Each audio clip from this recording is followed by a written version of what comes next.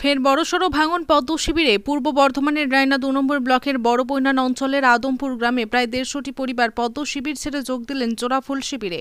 Raina ২ number block Trinamool কংগ্রেসের সভাপতি সৈয়দ কলিমুদ্দিন ওরফে বাপ্পা এবং রায়না বিধানসভার বিধায়ক শম্পা ধারার হাত ধরে তারা তৃণমূল কংগ্রেসে যোগদান করল।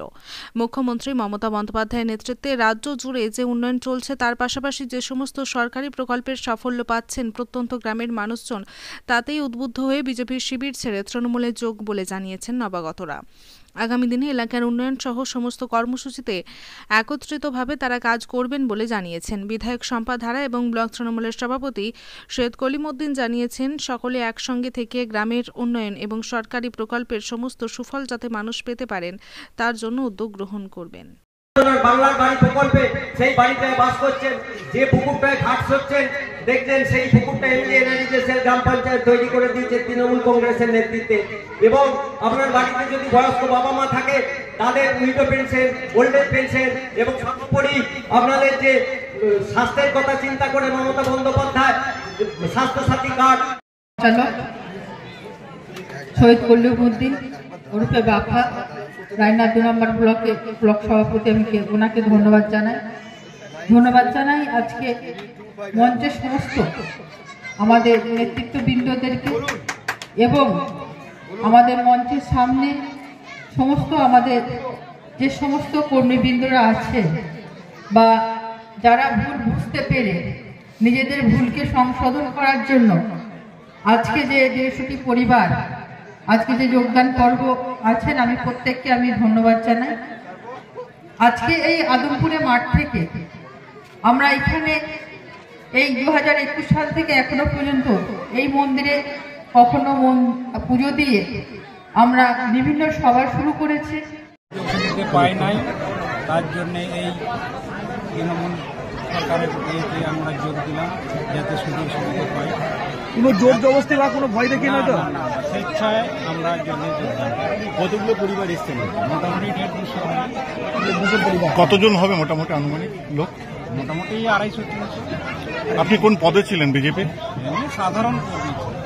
যারা যোগদান করছে প্রত্যেকে সাধারণ কর্মী ছিলেন, মানে কোনো সুযোগ সুবিধা পাচ্ছিলেন না? কোনো সুযোগ সুবিধা পাই নাই। এই যে দিদির যে প্রকল্প এত এই ইয়ে থেকে আমরা বলছি এরপর কি মনে হচ্ছে যোগদান করার প্রতি সমস্ত সুযোগ সুবিধা পাবেন? আমরা সমস্ত আমাদের ওপর নেতৃত্ব কাছে আমরা আবেদন করবো, সমস্ত আমাদের রাস্তাঘাট যা যে প্রাপ্য আমরা। কতদিন থেকে বিজেপি করতেন আপনি? আমার এই বছর 15 হবে।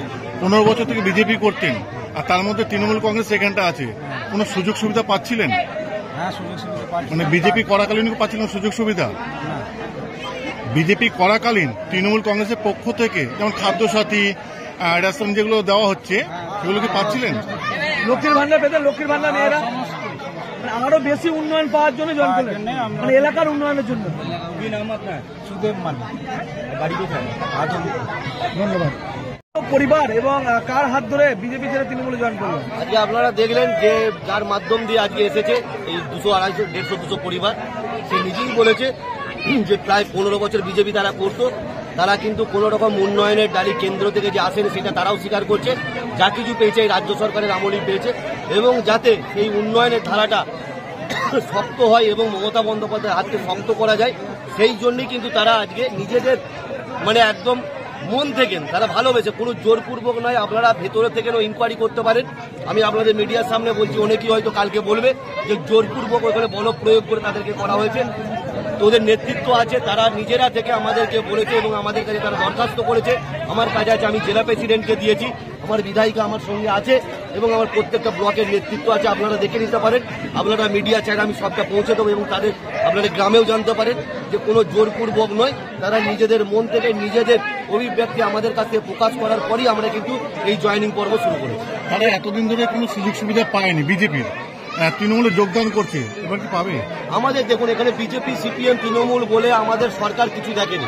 মমতা বন্দ্যোপাধ্যায় এমন একটা নেতৃত্ব, অভিষেক বন্দ্যোপাধ্যায় এমন একটা নেতা, সে বলেছে যে প্রত্যেকটা মানুষকে তারা যে পার্টি করতে পারে, তার মনের ইচ্ছা, পার্টি কাউকে জোর করে করানো যায় না।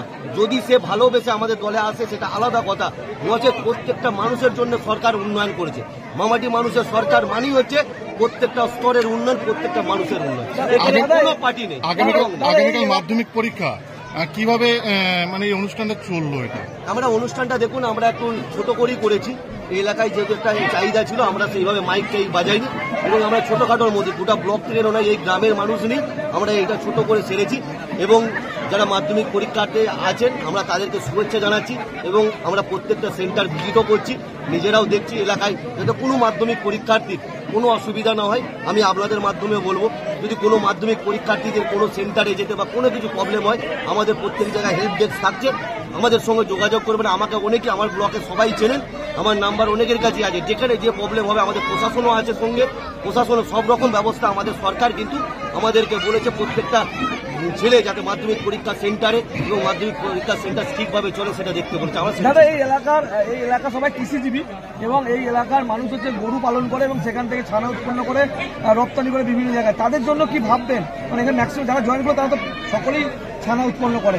আমরা চেষ্টা করছি, এটা যেহেতু গোবলয় এলাকা, আমাদের এই এলাকাটা, আমাদের এই আদমপুর, দেলো, বিজিপুর, কুয়ারা, এইদিকে আমরা একটা চেষ্টা করছি যে কিভাবে এখানে আমাদের দেখুন ডিয়ারি প্রকল্পগুলো আছে। আমাদের এখানকার মানুষদের মেন এটাই হলো দুগ্ধ প্রকল্পটা এবং তাদের ছানা করে আমাদের যেমন কাছে বর্তমান শহর, আমরা বারবার যেটা আমাদের সবচেয়ে বড় আপনাদেরকে বলি, আমাদের যেটা দরকার ছিল একটা বড় পাওনা, সেটা হচ্ছে আমাদের কৃষক সেতুটাতে একটা সেতু করার।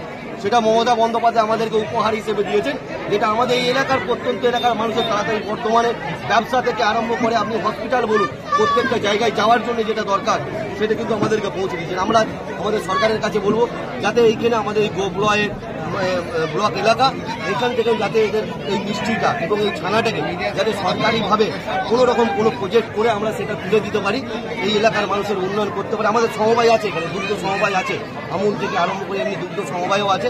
আমরা সেইভাবে চেষ্টা করছি, আগামী দিনে আরও বড় কিছু হবে, এটা আমরা আশা